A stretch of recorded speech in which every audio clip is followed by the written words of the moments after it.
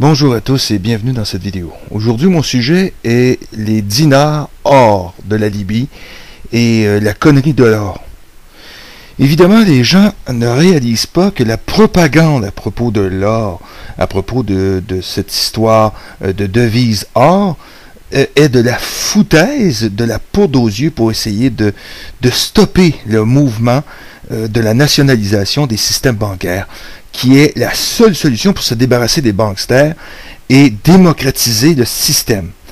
La connerie de l'or, or ou argent dette, vous savez, les gagnants, les grands gagnants seront les multimillionnaires, les milliardaires, et les grands perdants seront les travailleurs, les pauvres et la classe moyenne. Le dictateur de la Libye est aussi un crotté que les Rockefeller et les Rothschild.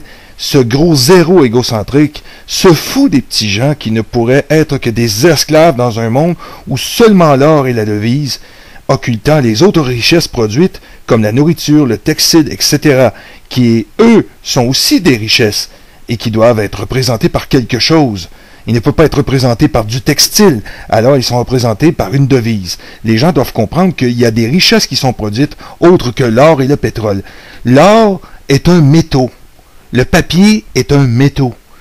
L'argent n'est qu'une représentation, c'est un outil. Aussi longtemps que vous ne comprendrez pas que l'argent est un outil, eh bien vous serez les esclaves de ces accros du pouvoir que sont les dictateurs du genre à Kadhafi et Rockefeller et Rothschild en tête.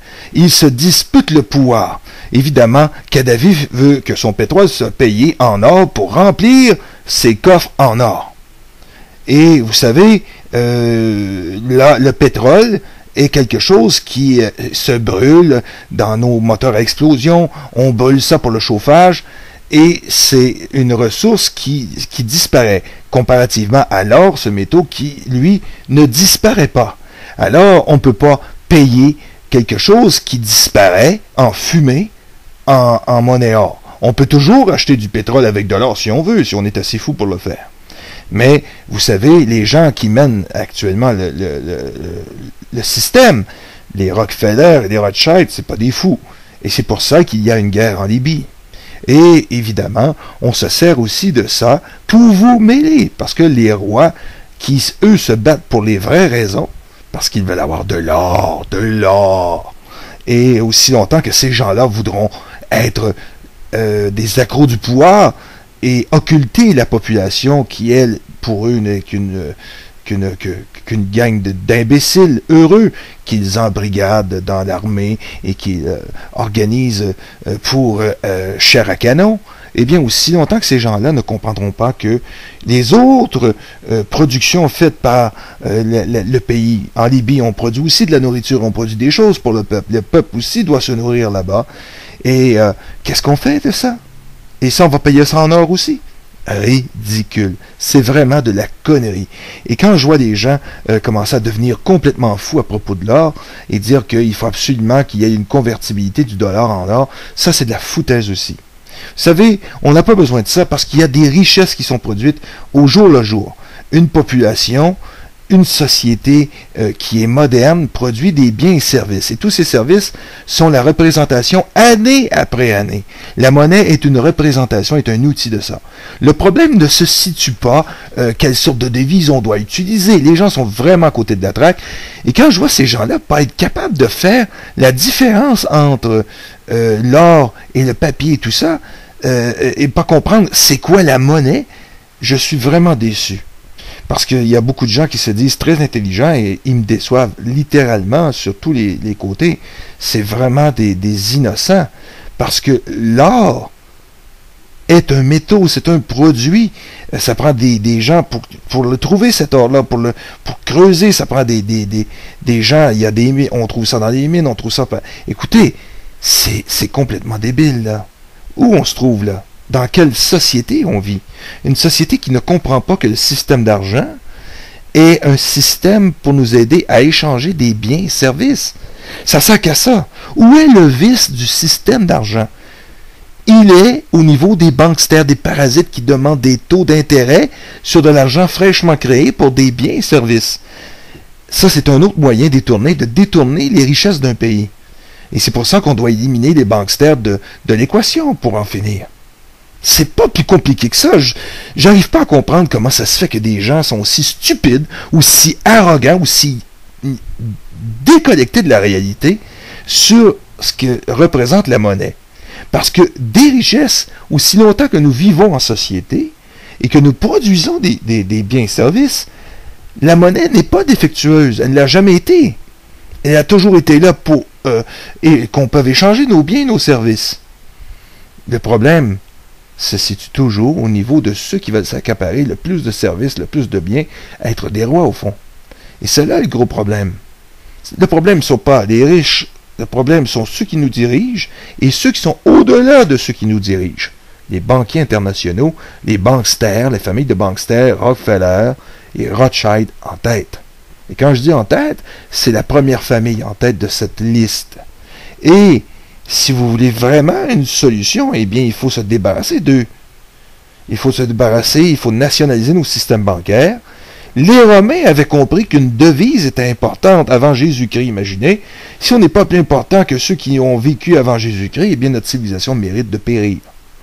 Alors, la solution est de nationaliser nos systèmes bancaires, fini des dictateurs, fini toutes ces conneries de banksters. Et qu'est-ce qui va arriver si on nationalise notre système bancaire? Eh bien, le système bancaire va devenir démocratique. Eh bien, les banquiers, ceux qui vont travailler dans les succursales bancaires, ces banques-là ne porteront plus des noms à droite et à gauche. Il n'y aura plus de business là-dedans. Ça va être repris par la société. Ça va être des banques qui vont appartenir à nos pays, ce qui veut dire des banques démocratiques. Et tout l'argent toute l'usure, tout ce qui est produit par le système, tous les profits qui vont être faits, dégagés, n'iront plus dans les coffres des Rothschild, des Rockefeller, et des banquiers se voter des salaires de fous, ça va être des fonctionnaires de l'État, ça va finir là, et jamais, c'est pour ça que je veux essayer de vous faire comprendre que le communisme, ça n'a jamais existé, et que le capitalisme non plus. Vous êtes dans une monarchie détournée.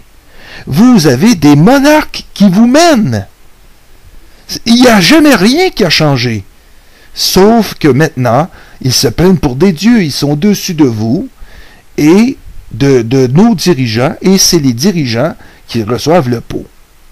Imaginez. Et les fleurs, c'est eux qui reçoivent. Bien sûr, ils remplissent leur coffre-fort de toutes les valeurs, de tout l'argent qu'ils ont réussi à nous soutirer, de toute la puissance que ça leur a donné. Parce que tout ce qu'on a produit, maintenant, est une dette publique, au lieu d'être un trésor national. Savez-vous que plus on se développe, plus on devrait s'enrichir? Et pourtant, c'est le contraire. Et on nous a éduqués que plus on se développe, plus on s'endette. Pourtant, il y a des gens qui, plus se développent, plus ils s'enrichissent. Alors, comment se fait que les pays ne sont pas capables de faire la même chose? C'est parce que nous ne contrôlons pas nos économies. Tous les pays du monde sont endettés, la Chine, le Japon. Et quand on parle de créanciers, on ne parle pas du petit vieux chinois. On parle des banquiers internationaux.